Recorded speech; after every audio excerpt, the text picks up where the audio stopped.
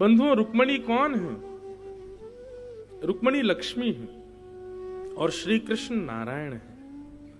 नारायण का विवाह लक्ष्मी के साथ ही होता है, इसलिए ठाकुर जी का विवाह रुक्मणी जी के साथ हुआ। श्री जी और ठाकुर जी में कोई भेद नहीं है, वो एक ही हैं। हमारी लाडली जी और श्री ठाकुर जी दोनों एक ही हैं, केवल प्रेम भक्ति की प्रकाश के लिए दो रूप धारण किए हैं। बाकी उनको एक तो उनको होना पड़ता है, विवाह तो उनको होना पड़ता है जो हमेशा से अलग थे। जो अलग थे उन्हीं को ही विवाह करना पड़ता है, पर जो एक ही है उनको विवाह की क्या आवश्यकता। और रही बात तो हमारे वृंदावन रसिक जनों के और वृंदावन के चरित्रों में, गर्गाचार्य जी की गर्ग संहिता आदि में श्री जी के साथ ठाकुर जी का विवाह हुआ। बाल्यकाल में ठाकुर जी ने विवाह किया, ब्रह्मा जी ने आकर के और ये भी कथा गोवर्धन लीला की संबंधी है। कथा ऐसे आती है कि ठाकुर जी ने जब गिरिराज जी उठाए तो श्री यशोदा मैया को याद आई गर्गाचार्य जी की बात।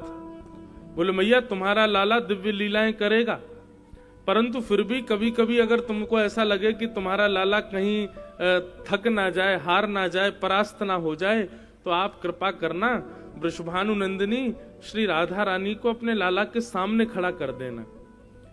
ये आपके लाला की आह्लादनी शक्ति है, श्री जी के आते ही आपके लाला को बल और बढ़ जाएगा। तो आज जब ठाकुर जी ने गिरिराज जी उठाए तो यशोदा मैया ढूंढ रही हैं कि वृषभानु नंदिनी राधा रानी कहाँ है, राधा रानी कहाँ है। 3 दिन हो गए लेकिन किशोरी जी नहीं मिली। ठाकुर जी के चरणों में घी की मालिश कर रही हैं यशोदा मैया, चिंता कर रही है, पतो ना ये वृषभानु जी की लाली कहाँ चली गई है, कहीं मेरे लाला को बल कम नहीं पड़ जाए। तभी रात्रि का समय, ब्रजवासी कुछ सो गए थे, कुछ जागे थे, कुछ कीर्तन जागरण कर रहे थे, ठाकुर जी खड़े हैं ऐसे ही।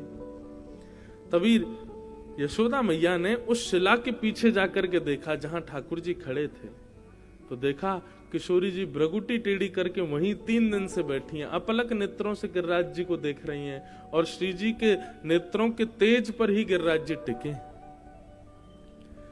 ये लीला जब हुई तो सब ब्रजवासियों ने जब ये दृश्य देखा तो गिरिराज जी के पुनर्विराजमान के बाद ब्रजवासियों ने नंद बाबा और वृषभानु जी से कही, बोले कि तुम्हारे ये दोनों जो बालक है ना, ये बालक नहीं है, ये कोई देवता हैं और तुम हमसे छुपा रहे हो। ये राधा रानी और ये कन्हैया, ये दोनों कोई देवी देवता हैं, इनके बारे में आप हमको बता नहीं रहे हो। तब नंद बाबा बोले, अरे देखो देवी देवता ना है ये, गर्गाचार्य जी ने इनकी कुंडली बनाई तब यूं कही कि ये दोनों नारायण के समान गुण वाले हैं। तो ब्रजवासी बोले, ये दोनों इतनी रक्षा ब्रजमंडल की करें तो एक काम करो, इन दोनों को ब्याह कर दो। तब नंद बाबा और वृषभानु जी के मन में भाव आया, बोले चलो ब्याह कर दें। और ब्याह का प्रस्ताव हो गया। ठाकुर जी तो नाचन लगे, बोले वाह मेरो ब्याह वे बारो है, खूब आनंदित है गए। ब्याह की एक रस्म, ऐसी एक परंपरा है कि कन्या के पक्ष से कुछ सामग्रियां आएंगी वर पक्ष के यहां, और वर पक्ष को चाहिए कि उन सामग्रियों को दुगना करके कन्या पक्ष के यहां भेजे, तब विवाह संपन्न होगा, तब विवाह पक्का माना जाएगा। ऐसा कोई नियम प्राचीन में था। तो महाराज नंद बाबा प्रतीक्षा कर रहे हैं, बोले वृषभानु जी के यहां से सामग्री आएंगी, फिर उसको दुगना दुगना करके हम भेजेंगे। तो कहते हैं वृषभानु जी के यहां से ऐसी ऐसी सामग्रियां बैलगाड़ियों में भर भर के आई, महाराज पूरे गोकुल में जगह नहीं बची बैलगाड़ियों को खड़ी करने की, इतनी सामग्री आई। सामग्रियां देख करके नंद बाबा बोले, भैया सामग्री तो बतेरी आई हैं, चलो करेंगे व्यवस्था। मुनीम को बुलाया, बोले सुनो, इनके सबके मोल बताओ, ये जो सामग्री आई है, रत्न आए हैं, आभूषण आए हैं, मोती आए हैं, इन सबके मोल बताओ। तो मुनीम आदि और कुछ विशिष्ट जनों ने, सुनारों ने आकर के जब सामग्री देखी तो एक माला उठाई मोती की, और उसको जब आकलन किया कैसा मोती है, कितना भार है, कितने का होगा, नंद बाबा से जाकर के बोली, बाबा तुम अपनी 9 लाख गैयान ने बेच दो, अपनो पूरा नंद भवन बेच दो, पूरे गोकुल को बेच दो और तुम्हारी पुश्तैनी जितनी सामग्री है वो सब भी बेच दोगे, तब वृषभानु जी के द्वारा भेजी गई सामग्री में से एक माला के बराबर आप धन इकट्ठो कर पाओगे। समझ में आई? बोले एक माला जितनी मूल्यवान है उतना धन आप तब इकट्ठा कर पाओगे जब आप सब बेच दोगे। गोकुल को बेच दो, गैयान को बेच दो, घर बेच दो, नंद भवन बेच दो, अपने खेत बेच दो, तब जाकर के एक माला के बराबर आपके पास धन आवेगा।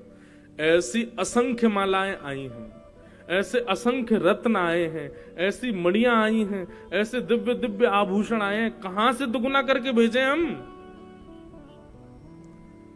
कहने का अभिप्राय, श्री जी के वैभव के आगे ठाकुर जी को वैभव नहीं टिका। लोग कहते हैं लक्ष्मीपति नारायण, पर उल्टा हो गया, लक्ष्मी तो पूरी श्री जी के पास ही बैठी है। हमारे वृंदावन में कहते हैं ठाकुर जी जहां विराजते हैं उस पूरे क्षेत्र में लक्ष्मी निवास करती है, पर हमारी श्री जी जहां पे पैर रख के चली जाती है वहीं श्री जी, वहीं लक्ष्मी विराजमान हो जाती है। जहां से गुजर जाती है ना वहां लक्ष्मी विराजमान है। जहां श्री राधा चरण रेणु की कमला लेत बलैया, आतुर वन में व्यास पुकारे, है कोई रसिक सुनैया, वृंदावन साचो